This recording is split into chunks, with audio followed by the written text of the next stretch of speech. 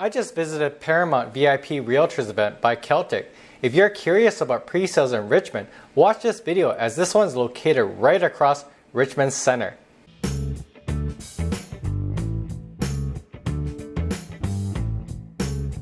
The Paramount project is located right across Richmond Center at the corner of number 3 and Cook Road.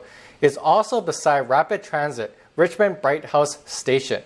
The Paramount will have about 536 residential units with 3 15-story towers and 1 commercial office building.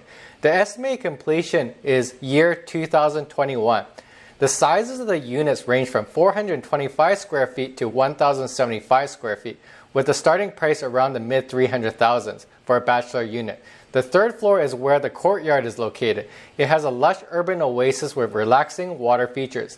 The building also has curated luxuries like private dining room, personal chef, wine room, indoor and outdoor dining areas, and state-of-the-art McLaren racing simulator, a movie screening room, and exercising room. Also, if you have children, they also have a child learning center. The floor plans have been very well laid out, featuring Italian cabinetry, Meili appliances, quartz countertops, and porcelain tiled bathrooms.